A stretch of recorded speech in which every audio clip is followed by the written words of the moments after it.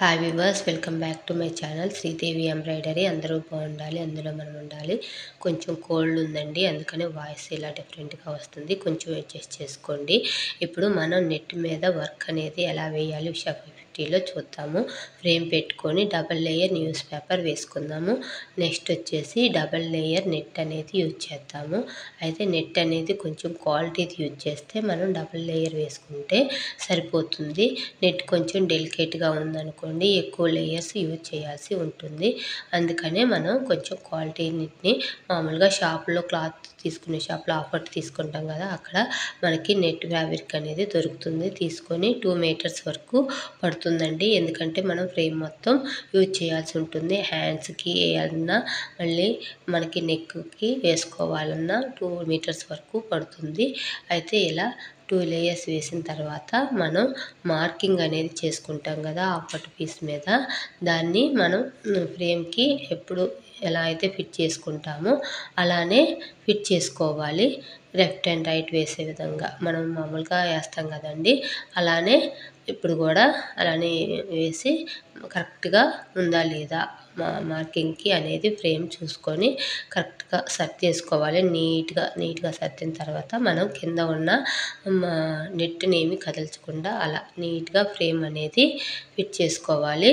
Frame fit చేసుకునేటప్పుడు మనం చాలా జాగ్రత్తగా పైన క్లాత్ వరకు సర్దుకుంటూ నీట్గా సర్చ్ చేసుకోవాలి. కింద నెట్ అనేది లాగకూడదండి, ఎందుకంటే లాగితే గట్టిగా లాగామనుకోండి అది కొంచెం పిగిలినట్టు అవుతుంది, మనం వర్క్ వేసేటప్పుడు డ్యామేజ్ అవుతుంది. అందుకనే మనం మామూలుగా వేసేసుకొని దాని మీద హాఫ్ పట్టు వేసుకొని ఇలా చిన్నగా స్మూత్గా, ఏమన్నా ముడతలు ఉంటాయని మీరు అనుకుంటే కొంచెం స్మూత్గా ఇలా లాగేసుకొని వదిలేయండి. గట్టిగా ఫ్రేమ్ పట్టుకొని లాగటం అనేది చేయకండి. అలా చేస్తే మనకి నెట్ అనేది కొంచెం డ్యామేజ్ అవుతుంది. అందుకని ఇలా నీట్గా సర్దుకున్న తర్వాత మనం మామూలుగా ఎలా అయితే ఫ్రేమ్ ఫిట్టింగ్ చేసుకుంటామో నార్మల్ బ్లౌజ్కి అలానే చేసుకోవాలి.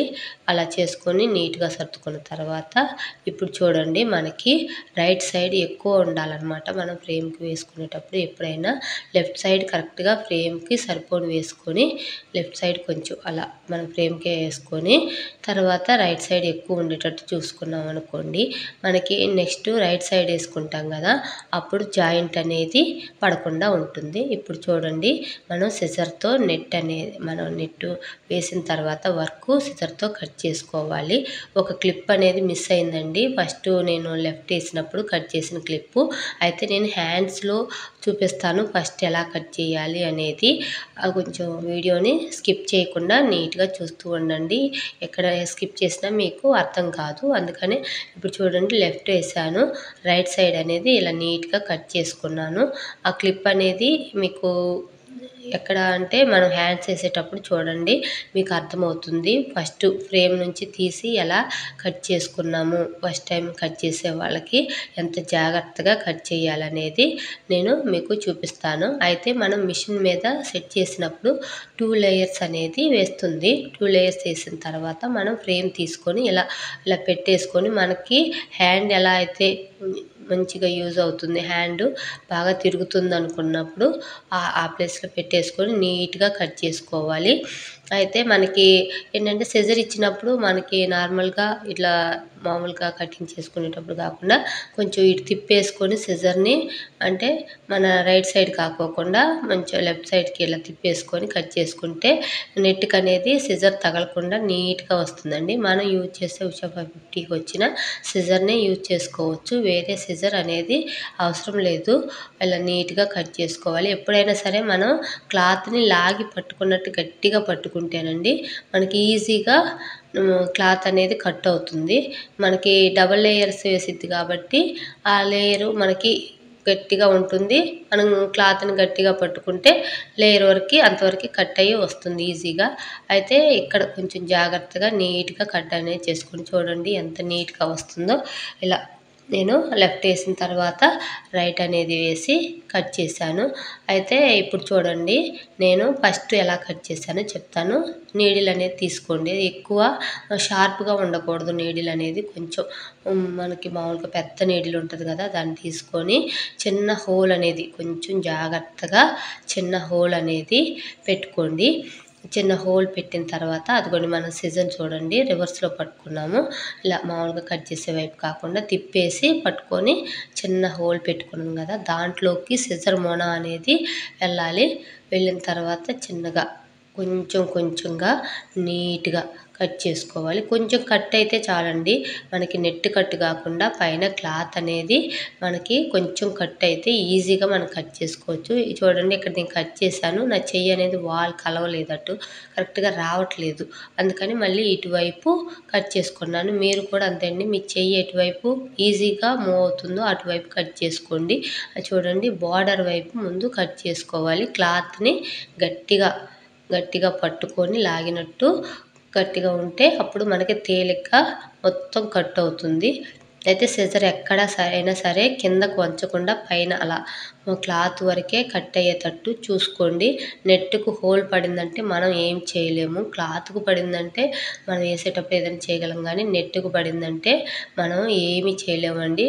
అలా నీట్గా కట్ చేసుకున్న తర్వాత ఎక్కడైనా 1, 2 ఏమన్నా థ్రెడ్స్ అనేవి ఉంటే నీట్గా కట్ చేసుకోండి. కట్ చేసుకున్న తర్వాత ఒకసారి చూసుకోండి ఎక్కడైనా ఉంటే, ఎందుకంటే మనం డిజైన్ వేసాక కట్ చేయాలంటే నీట్గా ఉండదు. ఇప్పుడే నీట్గా కొంచెం టైం అనేది తీసుకొని కట్ చేసుకోవాలి. ఇప్పుడు ఫ్రేమ్ పెట్టుకున్నానండి. చూడండి, వర్క్ అనేది ఎంత నీట్గా ఉందో.